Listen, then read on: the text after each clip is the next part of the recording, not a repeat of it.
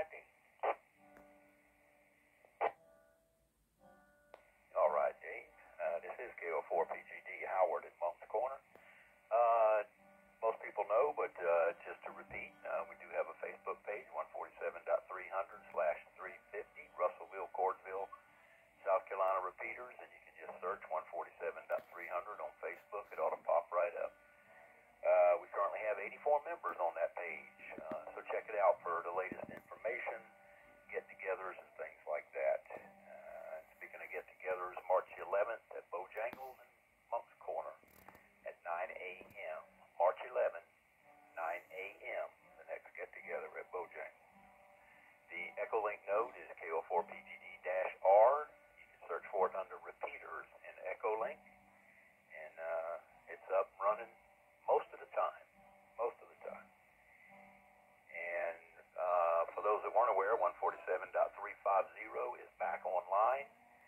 Did a radio check with KK4B, Rick, yesterday, and all seem to be working fine. That's all I got, Dave. I'll send it back to you.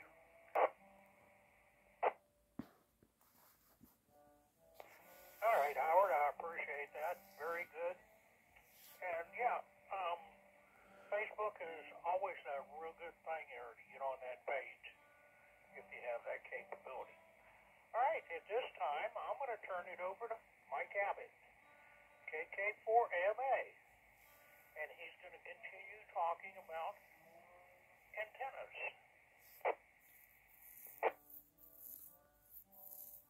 Hey, well, thank you very much, Dave. Again, KK4MA. My name is Mike, and I'm located in Manning. I want to thank everybody for putting up with me in the long and dry sessions that we've had before in this series. I promise tonight we'll actually start making a little bit of sense. Less theoretical, more on the practical, and stuff you've certainly heard of and probably seen and may even own. Tonight we're going to continue with matching.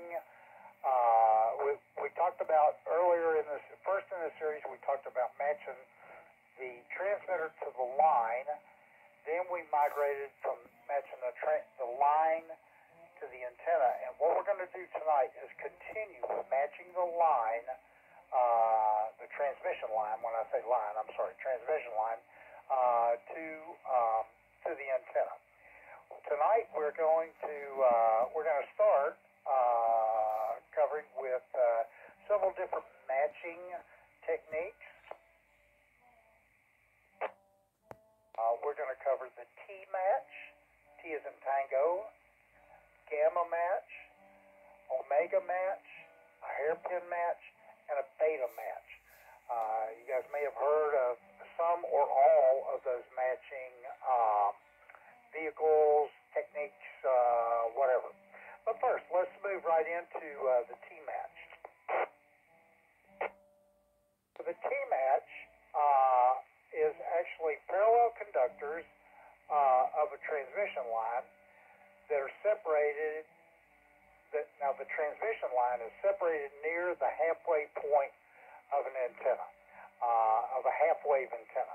This half-wave antenna is not separated at the halfway point. In other words, there is not a quarter wave on each side of the center point. It is just one straight half-wave length wire. The T-match gets its name from you have a parallel line, and you start splitting off, or you cut that line in order to form a T. And the length of the horizontal parts of the T, of course, are determined by the quarter wavelength of the frequency that you're operating on. Okay, again, I said that the radiating part of the antenna is not broken or separated. It is, in fact, an entire half-wave length of wire. But at the halfway point, which turns out to be the quarter wavelength, but anyway, at the halfway point, we're going to connect T-match there. We're going to center our T-match there, and we're going to go equal distances from the halfway point and connect it to that length of wire. So each end of that T-match is going to be connected to the wire at some point that is a little bit less than a quarter wavelength. So you can see now by what I'm saying is that the T-match is almost as long or wide, depending on whichever term you want to use, but it's almost as long or as wide as the radiating element itself.